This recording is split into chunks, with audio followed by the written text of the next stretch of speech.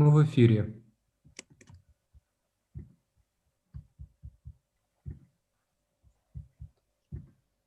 Начинаем. Дорогие наши подписчики и зрители канала Питер Татар, я, Катя Анакифовна, сегодня приветствую вас на нашем таком достаточно уникальном авторском проекте, который мы запустили в 2021 году. По субботам в 15:00 у нас проходят лекции с очень интересными знаменательными личностями из Санкт-Петербурга и нашей огромной большой татарской семьи. Сегодня мы делали на анонс, сегодняшний день, с нами Альмира Наимовна Тагирджанова. Это краевед, известный краевед, она написала много книг и путеводителей.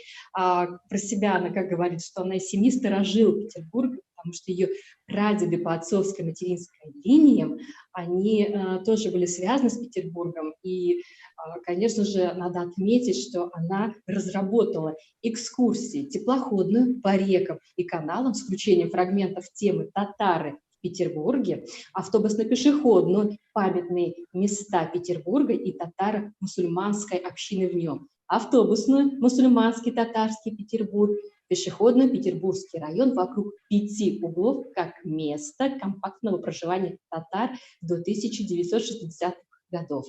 В общем, я это все вычитываю из ее путеводителя, попробовала поближе его к камере. Значит, мне посчастливилось эту книгу тоже заполучить, и лично автор, собственно, похвастаясь немножечко, ее подписал для меня. Опять же, эту книгу можно приобрести, и у нас сегодня как раз есть возможность воочию послушать лично автора этого путеводителя.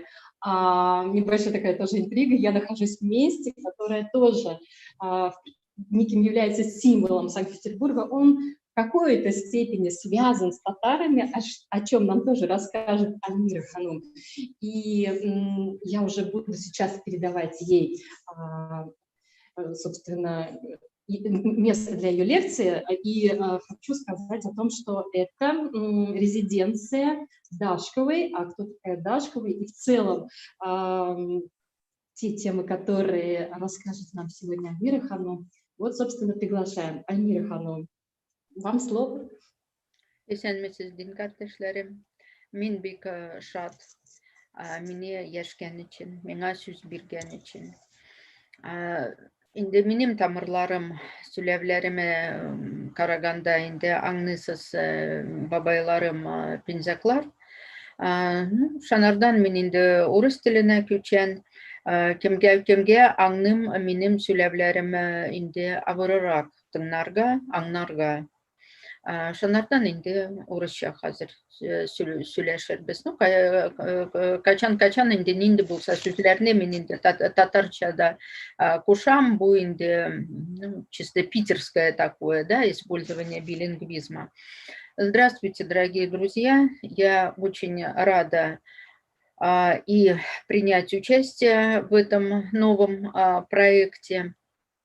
И благодарю за предоставленную мне возможность провести, собственно говоря, вот еще одну презентацию путеводителя «Санкт-Петербург с восточным колоритом», прогулки по городу, потому что, да, действительно, эта тема татарские, петербургские, вот именно татары в Петербурге, Петрограде, Ленинграде, да, это моя тема, это не более того, что моя тема, это моя жизнь, потому что, ну, вся жизнь связана, и не только моя, и моя мама родилась уже в Ленинграде в 1934 году, я из семьи блокадников.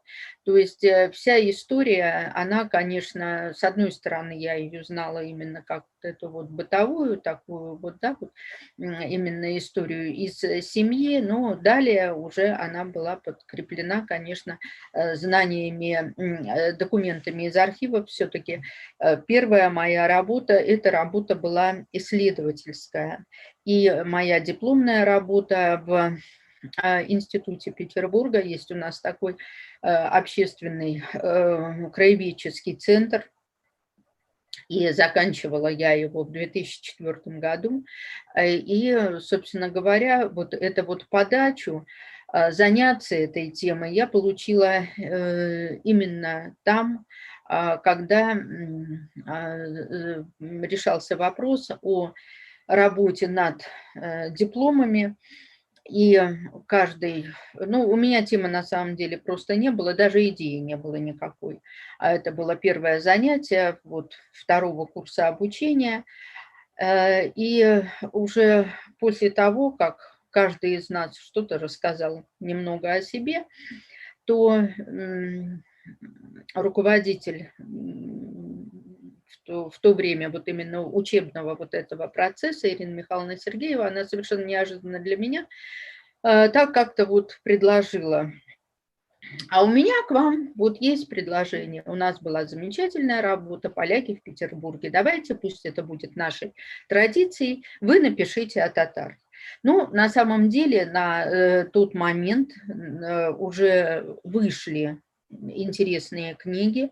Это, ну, первое, когда это действительно для многих просто было откровение, это работы Даута Ахатовича Аминова, который, собственно говоря, вот в конце 80-х, начале 90-х уже были опубликованы, и тогда это фантастический тираж, хотя работы они не устарели, они по объему небольшие, но они тогда вышли тиражом, две его книжки «Татары в Старом Петербурге» и «Петербургская соборная мечеть», они вышли тиражом в 10 тысяч экземпляров. И тогда меценаты эти книги просто-напросто среди татар, они просто распространялись бесплатно. Вот. И тогда, конечно, потому что основная все-таки масса это были уже потомки тех, кто обосновались в послевоенные годы, то есть как бы вот знание, вот вообще история слабоватая, да, истории татар все-таки знаем мы, как мы ее в школе изучали, да, то есть очень просто слабые знания были, и поэтому это, конечно, для основной массы, для потомков вот действительно вот там дворников, чернорабочих, землекопов и так далее, это было, конечно, просто откровением. И была, правда, она для Петербурга осталась все-таки мало замеченной, потому что тираж был 600 экземпляров. Это книга «Мусульманская община Петербурга», которую написал казанский историк. Он тоже работал, очень плотно работал в архивах.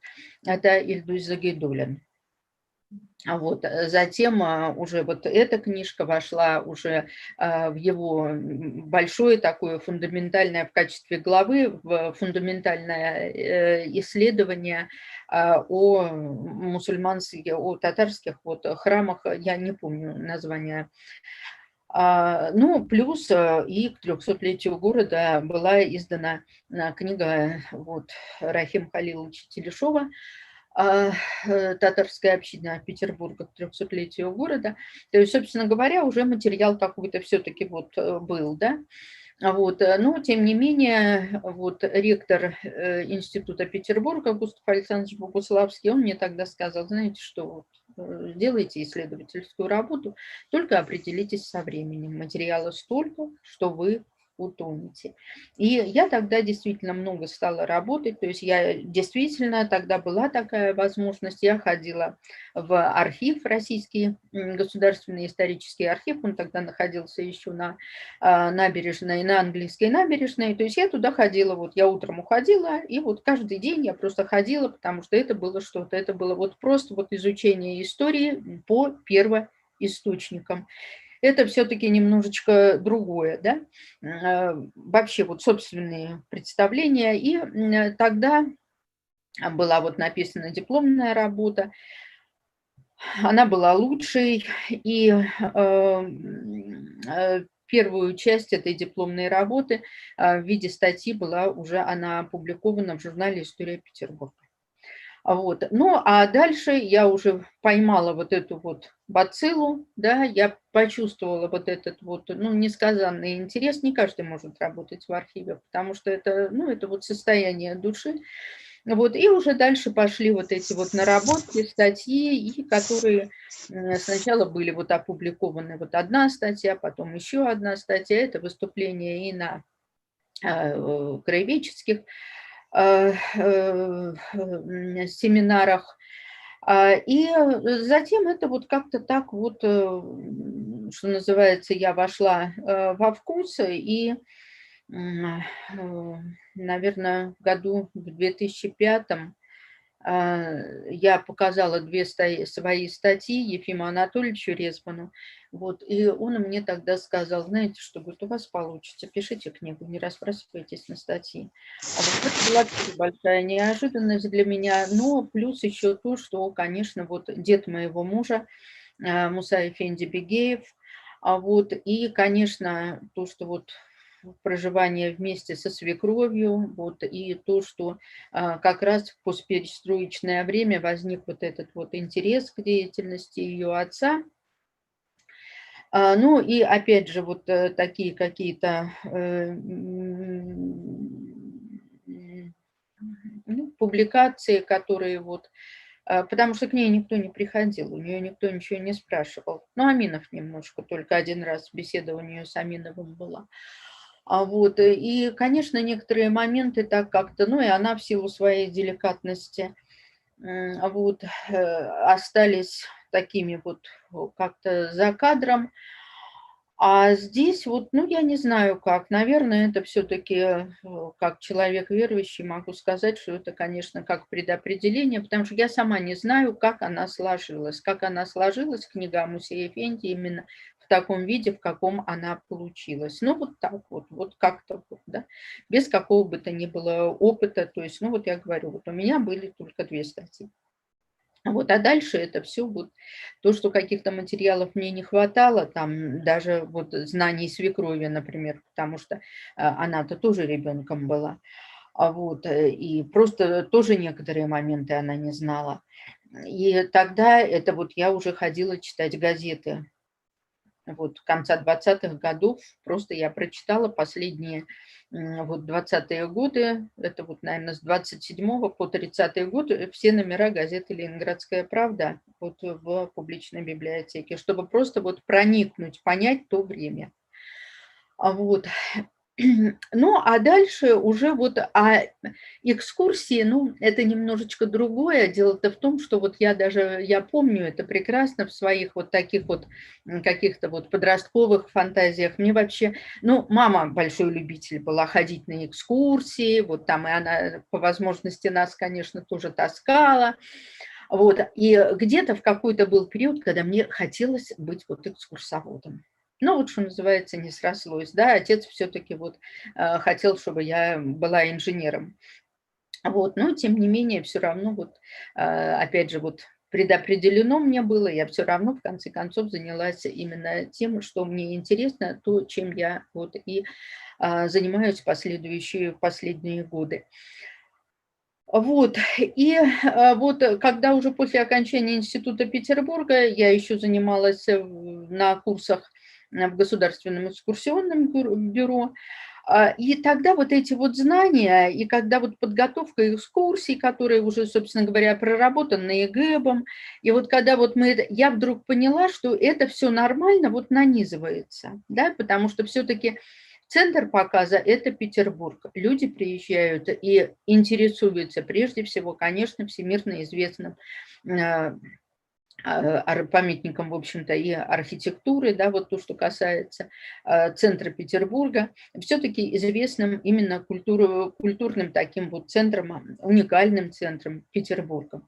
Опять же, с самого начала Петербург складывался как многонациональный и поликонфессиональный город, о чем сейчас, кстати, тоже как-то так вот вскользь где-то. Вот. И, собственно говоря, вот это именно работа Аминова, он как раз и вот акцентировал на том, что, собственно, татары – это тоже один из народов, который постоянно проживает в Петербурге. То есть уникальность Петербурга ведь еще и заключается в том, что известна точная дата основания этого города. Вот у других, у многих городов нет, а вот у Петербурга точно есть.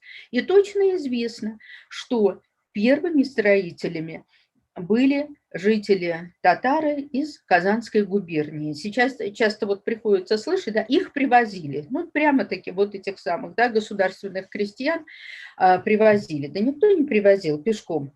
Вот, и вот так вот направлялись на работы, и было определенное вот это вот урочище, за которым просто потом закрепилось это название «Татарская слобода». А татарская община как таковая, она все-таки пошла именно от татар военнослужащих. Татары несли рекрутскую повинность. И мы знаем о том, что после окончания службы некоторые здесь оставались.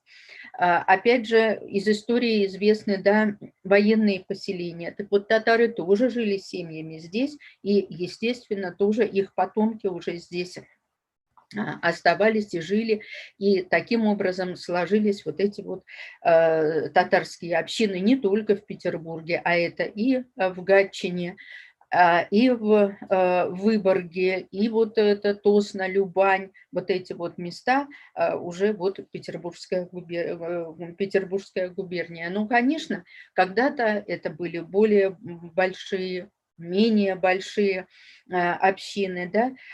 Сейчас численность татар в городе уменьшается, но это не значит, что мы не должны знать свои истории. Поэтому вот этот вот путеводитель – это 6-я книга, то есть 1-я книга – это книга о Мусе Эфенди, его времени и современниках, да? Потом это «Мусульмане в жизни и культуре Петербурга». Дело в том, что, собственно, до революции национальности нигде в документах не указывались. Обозначалась вероисповедание.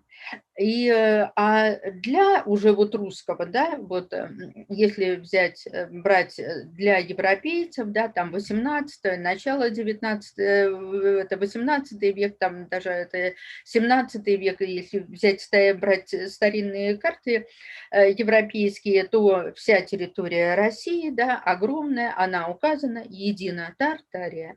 Вот, и отсюда как раз вот эти вот и поговорки, которые, да, «поскреби русского, выскребешь татарина», которые тоже воспринимаются сейчас совершенно не так, как вкладывалось.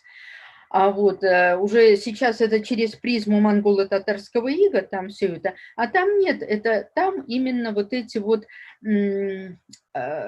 обычаи, поведение, да, вот не такое, как это принято было у европейцев. Рассматривалось в первую очередь именно таким образом, потому что речь шла об аристократии. И вот эти вот исследовательские работы, они как-то вот так вот параллельно и в экскурсии. Потому что моя подача материала – это прежде всего, конечно, показ Петербурга, потому что невозможно проезжать мимо памятника архитектуры, да, замолчать, а вот рассказать о доме рядовой застройки, в котором там жили татары. Да.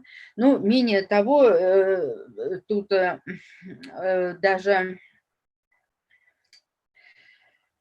посыл ведь такой, и вот этот, я в своих работах именно обращаю еще внимание именно на деятельность национальной интеллигенции. Она всегда была малочисленна, она и сейчас малочисленна, хотя она есть, да. Вот. А вот это вот уже как-то такое вот укоренившееся, да, что вот в сознании, что вот татары – это дворники. Да, или вот то, что вот 90% мусульман в городе было, это были вот по происхождению татары, причем татары главным образом пензенские, касимовские, нижегородские, вот представители вот этих народов. Все-таки Казанская губерния, это была, видимо, слишком далеко. И поэтому вот уже либо призывались вот на военную службу. Но не суть. Но, тем не менее, мы должны знать и историю своего народа, и, конечно, историю города, в котором мы живем. И поэтому вот это вот мой путеводитель, он Основное, конечно, именно вот цель его была решить вот именно вот эти задачи. То есть это, да, это вершина айсберга, вот, но это тот минимум, который люди должны знать. Поэтому это и историческая справка включена, потому что если, допустим, выкинуть эту историческую справку, да, хотя методически любая экскурсия, она строится с введением. И вот введение – это как раз и, собственно говоря, вот и введение как таковое есть в экскурсию. В данном случае путеводитель – это экскурсия. Вот. И далее вот уже, чтобы просто сознанием дела немножечко вот понимать, что, где, когда происходило, как это происходило раньше и как это происходит сейчас вот непосредственно в наши дни. Конечно, приятно отметить, что вот на фестивале «Новые книги о Петербурге» этот путеводитель был отмечен и вошел в число 5 лучших книг, изданных о Петербурге в 2020 году. Книга вышла, в общем-то, год назад, в феврале как раз 2020 года, но по ряду причин, собственно говоря, пандемия, и это, конечно, вот так вот все это как-то растянулось. Ну и, собственно говоря, книга не реализуется через торговую сеть по этой же причине. Конечно, о книге были уже отзывы положительные. Эта рецензия была и в старейшей петербургской газете «Санкт-Петербургские ведомости», и в электронных издательствах. Это и «Собака.ру», «Фонтанка.ру», в газете «Метро». То есть рекламы уже, так что называется, предостаточно. То есть уже вот можно так сказать, что да, уже какой-то я такой, какой-никакой, но, в общем-то, признанный автор. Книга издавалась издательством «Европейский дом». Это тоже одно из серьезных издательств. Причем возглавляет это издательство востоковед, вот, Евгений Николаевич Кальщиков. Обложку делал казанский автор Джамиль Федотов, который выступил вот и автором обложки моей первой книги «Анусе Эфенди».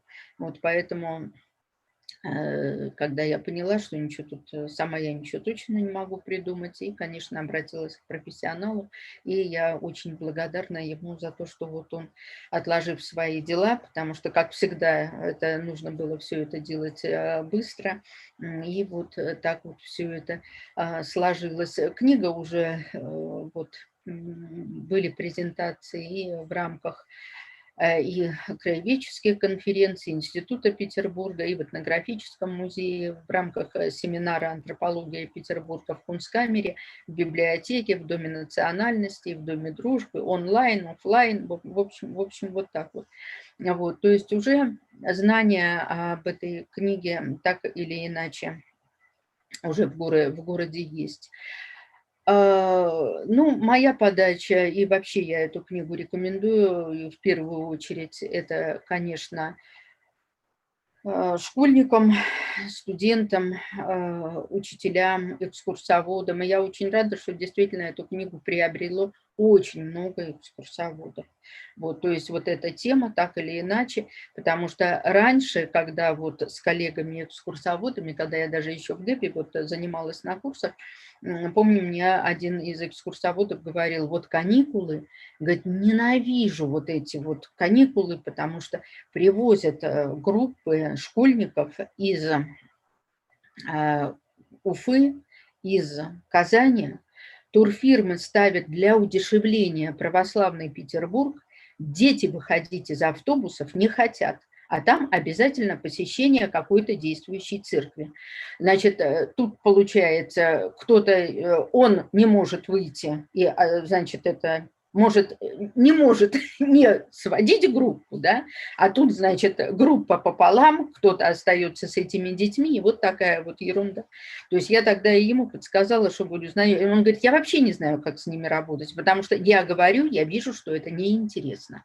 И вот тогда вот как раз, что вот эта вот подача нужно преподносить именно как многонациональный поликонфессиональный город. Вот тогда это будет интересно.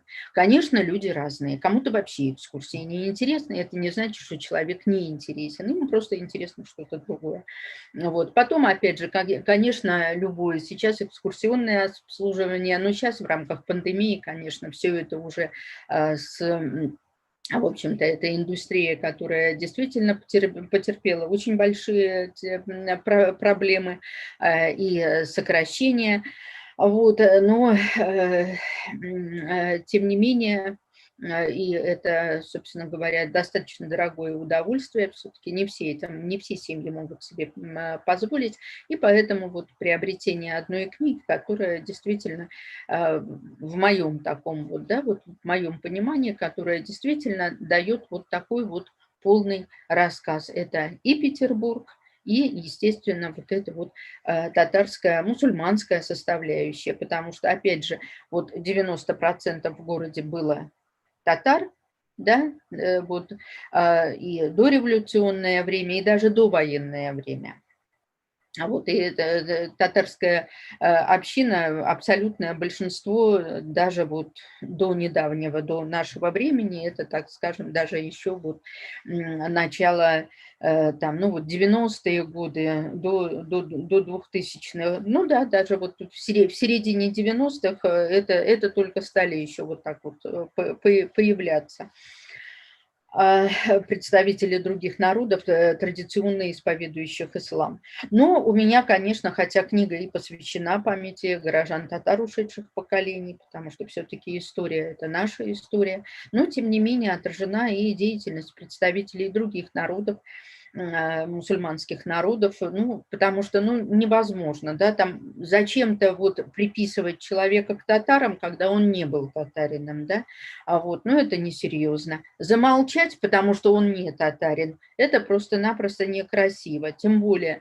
вот, еще до революции, с 1889 года у нас существовало мусульманское благотворительное общество, в которое входили представители всех мусульманских народов. Это и польские мусульмане, это и азербайджанцы. Вот несмотря на то, что 90% в городе жило татар, основной фонд капитала заложили азербайджанские вот, миллиардеры, эти миллионеры-нефтяники. Вот. И, естественно, членами этого общества в большинстве своем, в абсолютном большинстве были татары. Ну, то есть люди тогда, да, вот как бы вот это без мусульманнар. Вот, то есть там татары, башкиры, там как еще там эти закавказские татары, как называли этих, или горские татары, как называли дагестанцев, закавказскими татарами называли азербайджанцев. То есть вот это вот не учитывалось. Главное было, что вот, и это, по-моему, было правильно. А вот то, что сейчас вот такой вот, это как-то, по-моему, не совсем правильно.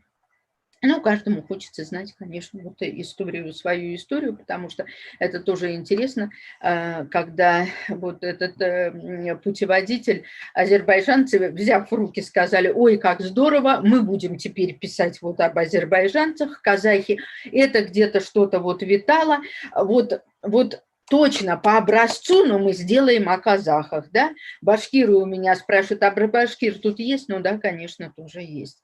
И про то, что было раньше, и то, что сейчас. Естественно, не обо всем, а именно вот о тех мероприятиях, ну, которые мне известны были, вот разных общественных организаций, в том числе и башкирских, они тоже отмечены, потому что, ну, если вот мы идем в прогулку, и вот мы обращаем внимание на это здание, да, вот мы мимо него проходим, а почему бы нам и не узнать о том, что вот представители башкирского народа там вот провели такое-то, такое-то мероприятие в таком-то году. Вот. Может быть, для кого-то это покажется лишним, может быть, нет. Но, во всяком случае, это так или иначе вот 10 маршрутов, которые, конечно, это и затронуты здесь разные районы города. Это и центральные районы, Выборгский район, и Фрунзенский, Петроградский, Приморский, Василеостровский, Адмиралтейский. Потому что это тоже, да, это все вот это вот наша общая такая вот история.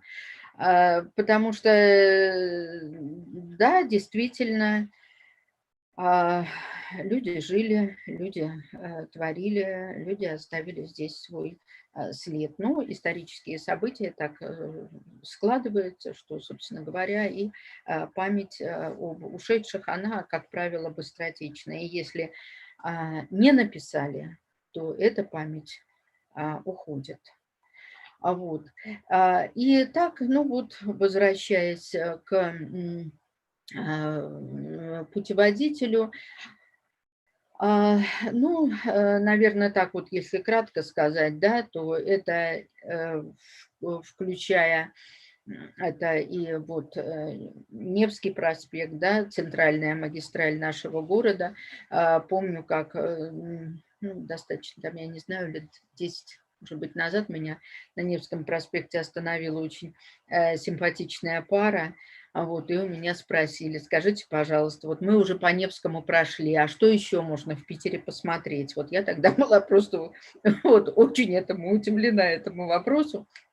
Вот, но это вот опять же вот представление именно жителей какого-то провинциального города, когда вот есть одна улица, да, вот на этой улице все сосредоточено, а уже шаг вправо, шаг влево, это уже как бы это и неинтересно. Итак, собственно, я попыталась здесь отразить и вот всю вот именно вот 300-летнюю историю и деятельность не только татар, а еще и, конечно, Петербург как центр востоковедения. Потому что вот в XIX веке здесь проходил Всемирный съезд востоковедов, здесь работали востоковеды, которые тоже оставили определенный след и вот профессионально занимаясь вот исследованием народов Востока, дали нам вот эту вот возможность именно поездки вот в этнографические экспедиции, которые действительно вот оставили вот эту вот память о том, что и как вот проходило у нас в городе.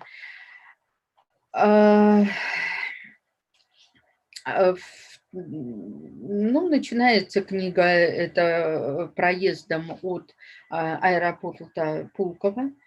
Вот, ну, это тоже, это и места боев за вот Ленинград. Это и участие, опять же, вот именно в оборонительных, в сооружениях оборонительных этих рычей окопов. Это тоже женщины, дети. И то, что на фронтах у нас издавались газеты на татарском и на казахском языках. То есть это все, вот это наша история, это нужно знать. И это, опять же, площадь Победы, на которой установлен мемориал и музей. При этом мемориале, который, в общем-то, создавали скульпторы, архитекторы, фронтовики. Это тоже немаловажно, потому что для людей это была необходимость, вот это вот сохранение этой вот памяти, вот этой вот визуальное вот это вот украшение города. И, конечно, те мероприятия вот татарской общественности, которые проходили вот в этом вот в музее, это и презентация книги памяти, это и работа поисковиков из Татарстана, которые до сих пор действительно вот способствуют погребению останков тех, кто воевал, кто вот был призван и кто воевал на ленинградских рубежах. И, конечно, вот этот же тоже, вот кажется, проезд, но опять же там и Московский парк Победы, и библиотека, Российская национальная библиотека, новое здание, в которой находится отдел национальных литератур и отдел литератур Азии и Африки, вот зарубежный, и опять же, те мероприятия, те выставки, конечно, частично, естественно, не все, но которые конференции, которые проходили в РНБ. Вот. Ну, исторический центр, как я вот уже упоминала, это Невский проспект, это, конечно, адреса, где предоставлялись мусульманам помещения для торжественных богослужений, да, и раньше, и где проводились меджлисы, и вот уже вот в современное время. Это, естественно, и Эрмитаж, Дворцовая площадь. Ну, Эрмитаж – это отдел Востока, а изначально отдел назывался отделом мусульманского Востока. Но в течение нескольких лет, но изначально он так назывался, и хотя, вот опять же, уже события современности, но инициатором создания вот этого отдела мусульманского Востока вообще-то выступил Арменин Арбели, который впоследствии был директором Эрмитажа. Понимаете, он иронист. Вот. А люди ученые, вот это уровень образования, ну, когда это вот сейчас начались вот эти вот деления, да, конфессиональные, национальные и так далее. А для образованных людей наука, она есть наука. Вот, и люди преданно служили этой науке. Ну и далее это вот эти такие вот, третья уже экскурсия, третья прогулка – это от Сенной, то есть все они построены, все маршруты от станции метро и заканчиваются тоже указанием расстояния до ближайшей станции метро. И опять же, Сенная площадь – это и Дом народов Востока, который существовал в Ленинграде в 30-е годы, это и библиотека национальных литератур, которая существует сейчас, это и последний адрес мусульманского благотворительного общества, который находился на Казанской улице. Это и Государственный музей истории религии, которым руководила и создала экспозицию ислама авторитетнейший. Вот 2 года назад ее не стало, специалист, она тоже иронист по образованию, выпускница Ленинградского университета Татьяна Александровна Стецкевич, с которой я была лично знакома. И это, конечно, сотрудницы Института мировой культуры, татарочки, которые тоже проводят, и пресс-секретарь Динара Айдаровна Булатова теперь, а в свое время она руководила детским вокально-хореографическим коллективом «Актеннер». Это тоже было все. Почему мы об этом должны забывать, понимаете? Это не значит, что вот кто-то сейчас начал и вот пришел на пустое место. Ничего не было. Пустого места не было здесь никогда. Вот это важно понимать. И это, конечно, вот это вот ожерелье площадей, да, и набережные, это и Марсово поле, и вот этот вот маршрут, он как раз заканчивается у Дома национальности на Маховой. Вот, и это, опять же, адреса татарских детских домов 20-х годов. А почему они здесь были, это все сказано вот в этой книге. 2 адреса по Петроградской стороне, это, конечно, вокруг вот мечети, то есть это от станции метро Горьковская, мечеть, Петропавловская крепость. Петропавловская крепость тоже имеет свою, так скажем, вот эту вот татарскую мусульманскую составляющую. Это и те борцы за свободу своих народов, которые томились в Петропавловской крепости. Это и татары-солдаты, которые несли там службу. Вот это, естественно, и памятник Габдулле Тукаю. который на территории вот именно той татарской слободы, которая существовала в начале 18 века, но уже в то время, в начале 20-го, когда здесь бывал Тукай, уже не татарский переулок, он уже с татарами там не связано было абсолютно ничего. Даже более того могу сказать, что из периодической русскоязычной мусульманской печати известно, что даже выступая было предложение, ну, от редакции ли оно исходило, чтобы вообще этот татарский переулок переименовать, потому что к культуре татар вот в то время это уже не имело никакого отношения. И даже более того, тем, что там находилось, это уже название даже вот вредило истории татар. То есть это вот такое вот. Но в книжке у меня, кстати, этого нет. Вот. Но не суть, обо всем написать невозможно. И второй маршрут – это по всему вот уже Каменноостровскому проспекту. И это первое, с чего начинается, это, конечно, старейшая киностудия в стране «Ленфильм», в которой, кстати, была снята картина и «Моабитская тетрадь» Амусе Джалиля. Она снята была здесь, в Ленинграде. На киностудии работали известные кинорежиссеры Динара Асанова и Аян Шахралидиева.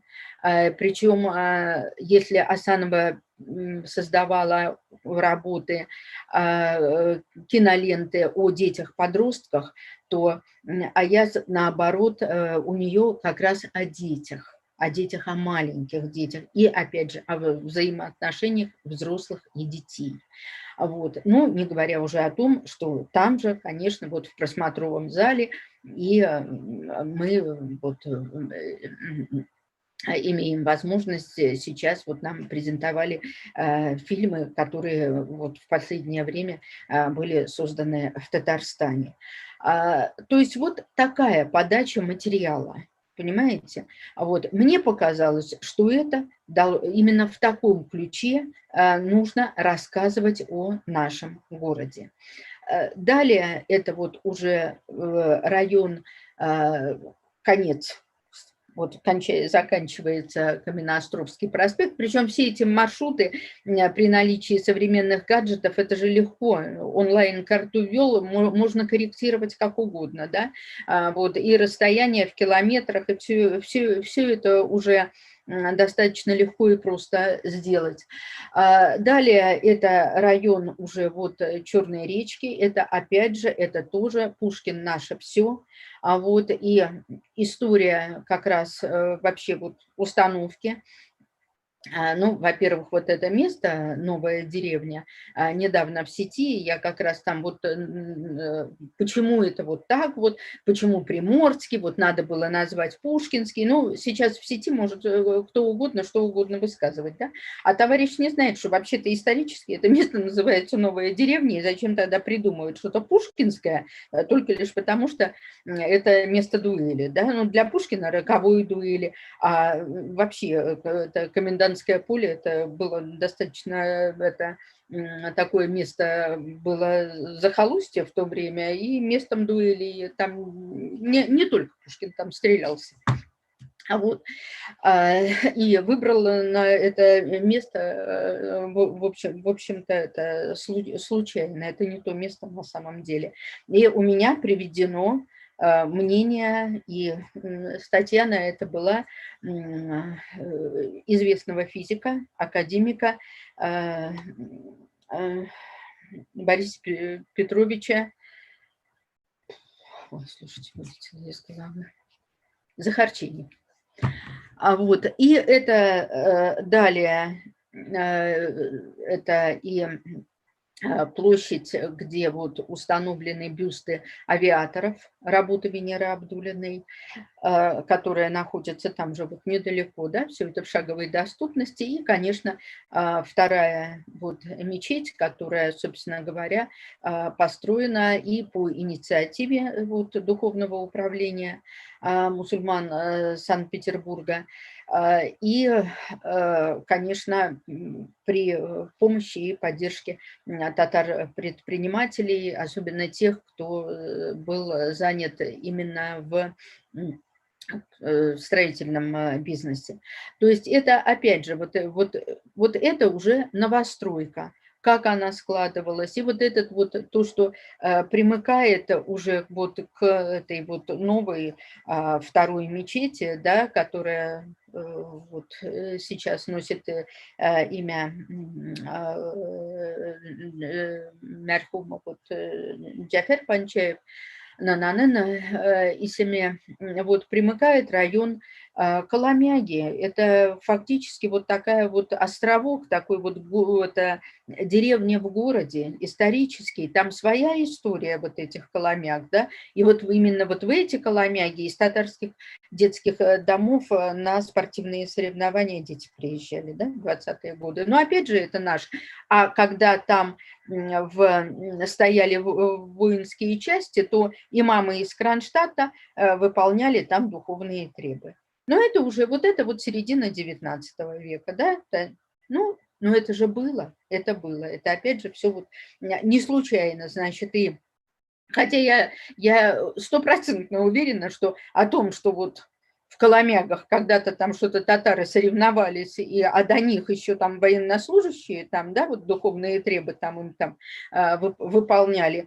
Естественно, когда вот оговаривался вот это вот приобретение вот этого участка под строительство мечети, конечно, об этом просто-напросто не было тогда еще известно, потому что это тоже нужно сказать, да, это горожанами было принято неоднозначно. И моя мама тогда в Приморском районе, в Приморской администрации присутствовала на вот этом встрече с жителями, которые выступали действительно против строительства. Это тоже, это было. Но в книге об этом, понятно, нет. Вот. Ну, не знаю, опять же, потому что обо всем написать невозможно. Следующий маршрут – это уже старая деревня, это, опять же, Дацан, да, и это институт, вот, исследовательский институт, промышленные исследователи, архитектурная группа которого создала проект города Наваи в Узбекистане. То есть идею вот вообще создали здесь, тогда еще в Ленинграде. А далее это вот уже места отдыха, да, это ЦПКО, это Крестовский остров, опять же, это и часть Каменного острова, опять же, там тоже есть места, которые связаны с историей татар в Петербурге, Петрограде, Ленинграде. 7-й маршрут – это Васильевский остров. Вот. Опять же, тоже адреса. Опять же, библиотека Академии наук, как именно вот отдел литературы Востока, это, естественно, университет, это студенты разных национальностей, и татары в том числе, которые учились в Академии художеств и так далее. Вот приблизительно то, что я хотела, о чем я хотела рассказать. И, конечно, это и часть вот вокруг Смольного, это и деятельность Азы Гасановны Рахмановой, которая, собственно говоря, доктор медицинских наук, которая создала, вот вообще вот ей принадлежала идея создания палат интенсивной терапии. То, что вот мы говорим, вот, да, вот это, сейчас реанимации. То есть это придумала, употребим это слово, именно вот врач вот с большой буквы, которая работала в Ленинграде, Петербурге. Вот. Ну и, конечно, еще и вот некрополи, это и Пискаревское мемориальное кладбище, Площадь мужества, опять же, вот уже события войны.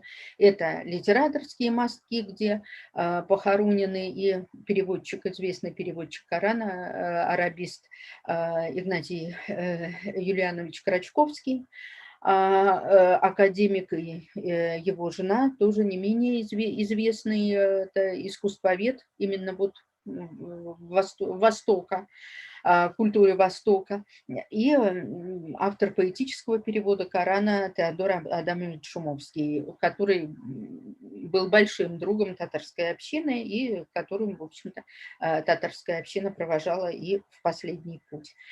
Ну и, естественно, с этим же связано и рядом в километре находится и старинный мусульманский участок Волковского кладбища, который, собственно говоря, был выкуплен военнослужащими татарами в 1826 году.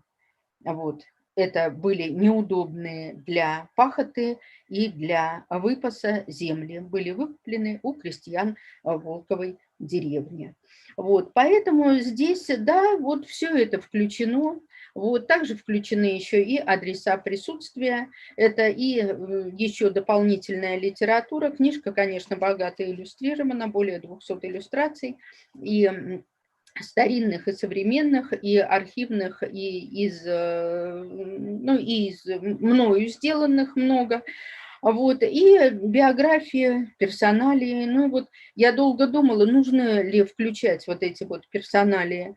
Ну а сейчас по факту вот так вот оказалось, что архитектора Рафаэля Даянова недавно не стало.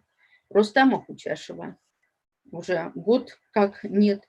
Этим летом скончался Ватаняр Саидович Ягья. И, конечно, вот оказывается, даже вот это нужно было. Понимаете? В университете демонтировали памятник Ахмеду Заки Валиди, но биография Валиди здесь записана. И памятник тоже в книжке есть. Он остался уже, да? Путеводитель, он же быстро устаревает на самом деле, потому что город-то живет, развивается. И, собственно говоря, из биографии Валиди можно сделать выводы, что, собственно говоря, с демонтажом памятника, наверное, все-таки поторопились, потому что все неоднозначно в этом мире. Вот, собственно говоря, о чем я хотела сказать, не знаю, удовлетворила ли я интерес или нет, но я считаю, поскольку есть книги, то их, конечно, нужно читать.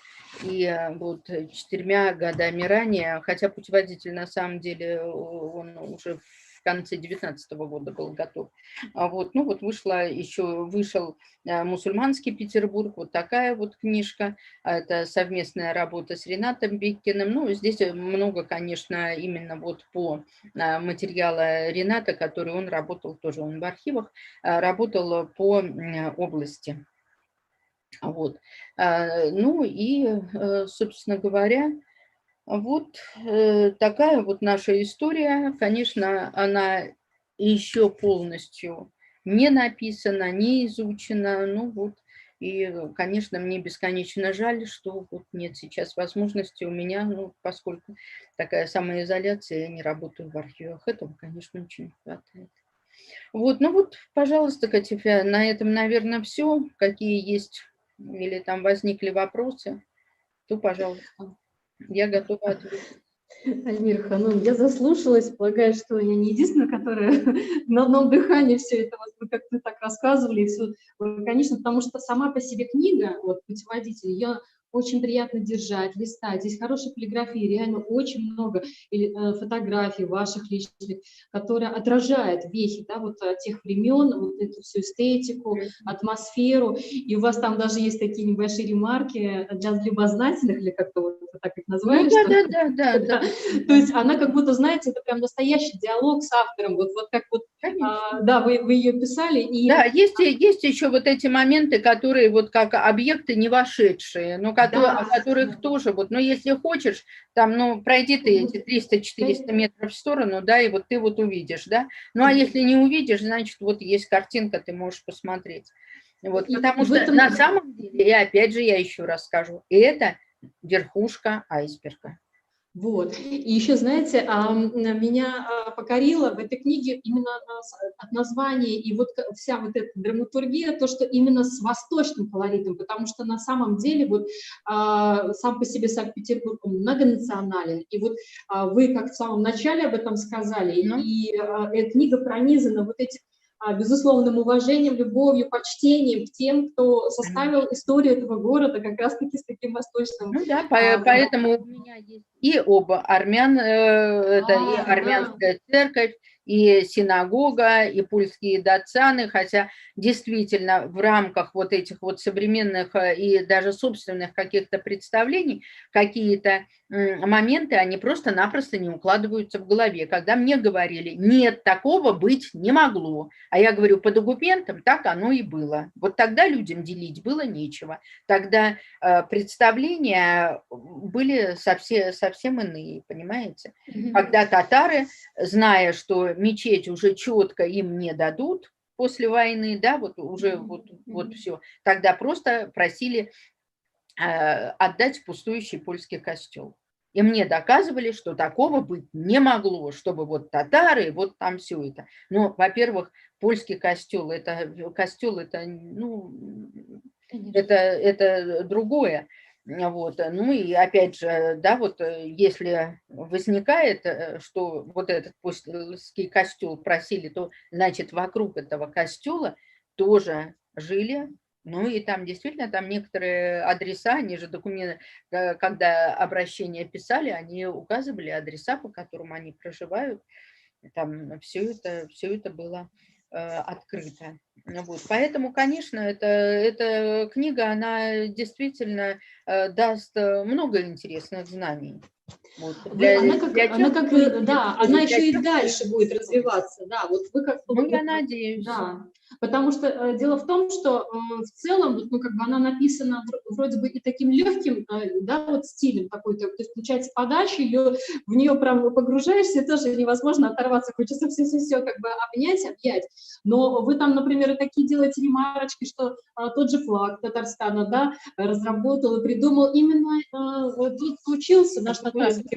Академия художеств, да. Да, то есть это тоже таким образом, знаете, оттенки дает самому изданию и для людей, думающих. И мне вот что еще здесь, это вот корневая его составляющая, это научная база, потому что вы в архивах титаническую работу провели, все это максимально скомплимировали и в таком достаточно, ну, таком съедобном для массового читателя смогли преподнести, что даже человек, который там 4-й год начинает, ну, как бы, да, вот осваивать Санкт-Петербург, и, ну, вот именно что, соборная мечеть, безусловно, это наши жемчужины, это наши красавицы, которые... А сколько сейчас пишут, что этой мечети и не должно быть здесь? Ну что, я сужу по этим самым, по социальным сетям, я там зарегистрирована в некоторых обществах, ну, чтобы так, немножечко вот эту тему, вот, и поэтому я знаю, да, действительно это так, потому что я действительно сталкивалась вот с этим вот негативом. Вот, негатив, который независимо от уровня образования. К сожалению, да, это есть, это реалии нашего времени. И как раз-таки во время вот такого турбулентного времени, когда общество превращается в какую-то порой толпу, подобную каким-то таким стихийным, да, явлениям, вот такая книга, такая работа, и то, что она стала настольная. Да, мне очень жаль детей. Вот детей, кто в смешанных браках, да, если у родителей знания нет, да, и вот в агрессивной среде, да, вот дети представители разных народов, вот, но лично от них какая, да, вот может быть, если они знают, какой вред от них, если они знают и видят, что их родители честно здесь работают, но не все же на уровне маргиналов пытаются преподнести. А национальная интеллигенция, она всегда была, есть и будет, и она действительно малочисленна. Альмира Ханум, да, вы знаете, какой сейчас у меня произошел такой вот, пока вас слушала, важную мысль поймала. Ведь ваша книга, она является еще очень мощным инструментом по теме гармонизации межнациональных отношений, как раз-таки, например, как уроки дружбы. Да, можно было бы сделать это в школах, вот, по сути, потому что меняется вот наш, может быть, ландшафт именно населения, и, ну, как бы я сама езжу и в метро, и не в метро, и вижу, да, и, например, даже 3 года назад, когда ты там в платке, как на тебя смотрели, сейчас уже определенным образом меняются все эти настроения, но я лично вот какие-то вещи прошла, которые прошли люди в более таком достаточно чувствительном, таком, ну, драматическом характере, буквально там еще лет 50 назад, и эта книга, ну, как бы... Вы знаете, вот дело все в том, что 50 лет назад, даже меньше, я даже скажу, вот 20-е годы, когда у меня в книге этот момент есть, и я действительно была знакома, то есть в учебниках нам не говорили о голоде в Поволжье, вот, а вот была семья.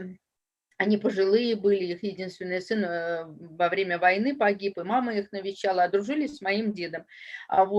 И я от них узнала, что вот, да, вот ачлык вахытта, вот коты ачлык иде, вот как вот беженцы из голодающего Поволжья. То есть я тогда, ну это, наверное, там конец 70-х, там 80-х год, я понятия об этом не имела. Вот, что да, вот они прибыли, но тогда речь шла о том, что горожане вот этих беженцев, татар, которые языка не знали, ничего не знали, да, которых тоже использовали, ну, без знания языка, что они там могли, вот, на каких-то таких вспомогательных работах, но это идея, что принимали их очень тепло. Вот, что Хазарь Халык Базылды, это 80-й год. А тогда вот к ним отношение было очень, их очень жалели. Сердечно так подходили, да, то есть вот, да, люди пострадали от голода, люди пострадали от засухи сильнейшей, что там вот это вот, да, вот. И сейчас, простите меня, сейчас уже 21 год, то есть это 100 лет назад было, да, за 100 лет как это все изменилось. А сейчас вдруг кому-то кто-то что-то помогает, да, вот какая-то куда-то гуманитарная помощь, и это уже вызывает определенное недовольство. Ну, здесь ну, вот... я имею в виду определенные категории, но эта категория составляет большинство. Ну, опять же, история, она отражена в архивах, и не у всех хватает вот этого подхода, да, каждый день служить вот этим, поднимать вот эту архивную составляющую и переводить это уже в категорию книг. Ну, во-первых, это время, а потом ты приходишь в архив, ты не знаешь, что ты там в итоге найдешь. Да, то есть день может пройти просто впустую. То есть ты можешь вот по там описи, по путеводителю там вот подыскать, посмотреть. То есть фактически только название дела. Вот. А окажется, что там совершенно нет ничего интересного. Какой-то день впустую, а какой-то нет. И вот когда вот этот, конечно, день, который когда нет, тут уже летишь на крыльях. И это, конечно, здорово, и это, конечно, приятно. И я помню, как клад нашел, да, сокровище. Да, как я приходила, и вот Каня нам мәрхумне чагайды, ну, нәстаничек, нәрсәбеген булды. И вот я ей рассказывала, и вот один такой момент, когда она мне сказала, уже сейчас дословно татарча айтәлмим, потому что у нее как раз литературный был язык, вот, что, ну, вот такого плана, что я всегда гордилась своим отцом, а теперь я им горжусь еще больше. Даже вот такое вот было, да? А один раз это вообще было смешно, когда я прихожу и спрашиваю, говорю, это егис, они из меня, это качан никаких булды, качан это кушал доллар. Вот. Она мне говорит, это 20 мая. Этем, а вот меня тем укадем, анда язылган, что вот в конце мая в квартире Камалова состоялась свадьба, и приглашенные на нее в большом количестве мусульмане обсуждали необходимость мусульманского съезда. Вот у тебя это, мол, это никаханда, да, это политика саныканатием суляган. Ну, надо же. Да, ну вот как раз-таки хочу уточнить для себя и для наших зрителей, где эту книгу можно все-таки купить? Она, может быть... Да, спасибо за этот вопрос, Катя. Ну, на самом деле, эта книга есть у меня, я есть в соцсетях, поэтому с автографом, кому понравится, если возникнет желание, пожалуйста, обращайтесь по имени, фамилии, найдете меня ВКонтакте, в Фейсбуке, пишите. А также вот в представительстве Республики Татарстан, это какая 11-я линия. Да, Да, на 11-я линия, дом 14/39, угол 11-й линии Большого проспекта Васильевского острова. Это квартира номер 2. Так что вот в часы работы представительства. Да. Вот в книжных магазинах ее, собственно говоря, нет. Издатель только в книжную лавку писателя взяли у него 3 книжки. А вот то, что в интернете вот там выставлена продажа, я не знаю, потому что весь тираж у меня на руках. То есть что там и как там продает, я не знаю. Видите, популярность книги, что кто-то там инициативу проявил, свою бизнес-шилку. Я не знаю, тут со мной никто никаких договоров не заключал. Эти книги, то, что ушло, это уже ушло, ну вот то, что осталось, оно вот так вот. А вот по поводу экскурсий, каким образом можно сделать так, чтобы именно с вами вот Вы знаете, все экскурсии, которые я проводила, они были под заказ. Потому что это и теплоходные, и ну вот сейчас по мечети, сейчас меня туда не приглашают, там Амир Панчеев проводит экскурсии, ну, собственно говоря, вот такой вот там вот как бы вот так вот организацией сама я уже практически не занимаюсь. Ну, вот Рустем Кучашев периодически, ну, тоже это уже ушло. Вот. Ну, а сейчас уже, собственно говоря, я так думаю, что, ну, не с собой же мне эти все знания было уносить, поэтому вот такая книжка издана, так что... Аллах шукюр, здесь, знаете, у меня мысль, может быть, как раз, кто будет нас слушать, смотреть, те, кто имеют, будем так говорить, возможности финансовые, и мы готовы, как портал Питер Татар, сделать такую рабочую группу, вообще сделать с вами и с этой книгой видео путеводитель, потому что ваш рассказ, ваше участие, представляете, это вот я помечтаю. Знаете, такое намерение, услышать кто-нибудь, и, может быть, напрямую и без нашего портала. Самое главное, чтобы, ну, как бы дело продолжало развиваться, чтобы знания эти остались, и, собственно говоря, и среди горожан, и для тех, кто приезжает сюда, вот, потому что татары самый разбросанный народ по просторам вот России, ну, единственное там разве что языковой барьер, это возможен, конечно, вот с татарами Финляндии, которые не знают русского языка. Кстати, где сохранилась петербургская дореволюционная культура, она сохранялась долгое время, сейчас не могу уже сказать, потому что старшее поколение, к сожалению, уходит, но она во многом именно сохранялась в таком виде именно в Финляндии. Вот когда я туда первый раз приехала, вот это был 2007 год, вот это вот я почувствовала. Для меня это как-то стало все понятно, как-то так вот быстренько встало все на свои места, потому что даже более того, я почувствовала, я услышала те обороты речи, которые просто-напросто вот в нашей культуре, в нашем быту, они уже исчезли. Вот, а там они и еще сохранялись. Вот именно вот Поразительно. история, ну, если Мгм. там вот я Мгм. встречалась там с теми, кому тогда было 90, да, лет, вот, Мгм. с ученицей, вот как раз Халида Ханум, одна вот ученица была Мусы Эфенди, я тогда была поражена, вот я понимала, что думаю, а сколько ей лет, ну, такая стильная дамочка, такой кокетливый тут платочек, такие брючки, там это, Мгм. джемперок такой, вся очень-очень, вот она мне сказала, что ей 90 лет, я была поражена. Да, ну вот это вот умение, вот жизнеспособность, жизнелюбие, и при этом вот Да, эта да, культура, да, да, эстетика, все да, это в ней вот, отражено. сохранять. Причем, что самое интересное, когда я вот у них спросила, а Мгм. как у них, то есть они вообще не поняли, что такое монголо-татарское язык. Вот так вот. Да, да, да, да. А Это для нашего народа на территории России это, конечно, ущербность, это такая детская травма, полученная да, в возрасте да. 8-9 лет, причем очень серьезная. Да, да. Я вот здесь полностью подписываюсь, потому что я сама, будем говорить, пленница вот этого периода, и когда все это там с нашей фамилией татарской, и вот это вот стеснение, да, сказать, что ты там не русский, это вот как хорошо, и мы об этом тоже с Ильичом говорили, что настало то время, я благодарна сегодняшнему дню, что есть возможность Да, поднимать истину и сохранение. правду, Да, да, да, да, да. писать книги, говорить об этом вот так спокойно в эфире. Это на самом деле достояние. Это и есть явление демократичности, а не когда там в толпах куда-то чего-то бежит, и Да, да. сама не знает, зачем и почему.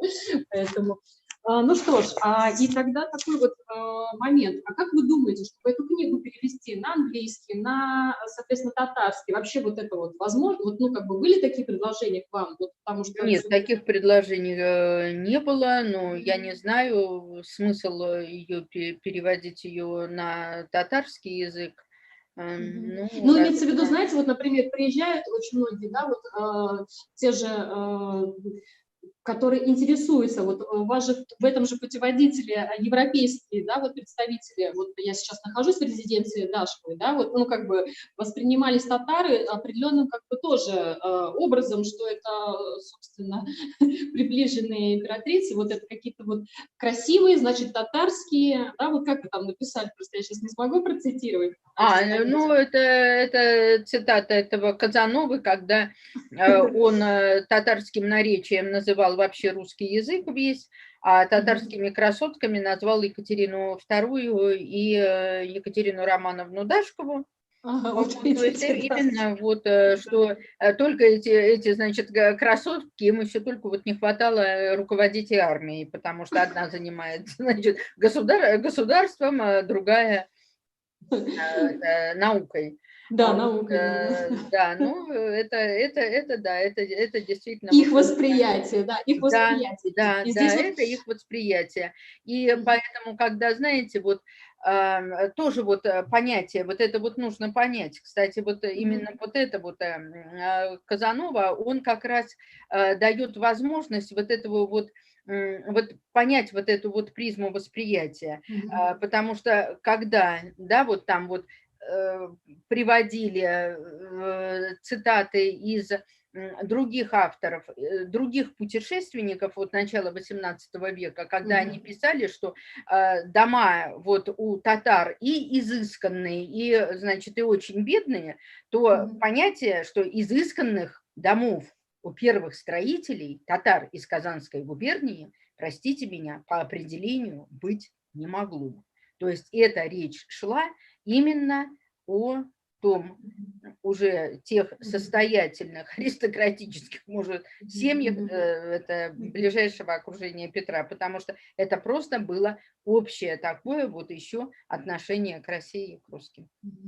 я именно поэтому, ну, как бы для себя такой вопрос, знаете, задала. Было бы здорово, наверное, на английском, потому что, например, там в Италии тоже не знали про вот татарский наш вот эстетику с точки зрения моды, потому что вот через диалог культур, через даже какие-то Ну, такие да. элементы, связанные с модой, значит, узнают про наш Ну, это у меня культурный. тоже, этот момент у меня тоже приведен, то, что касается костюма, потому что Да, вот именно модерн, вот мода модерна, она как раз дала возможность вот именно татаркам, представительницам вот татарских знатных фамилий, да, девушкам из состоятельных семей, а здесь учились и на высших этих, естественно, научных курсах, и на бестужевских курсах, и на высших медицинских курсах учились мусульманки.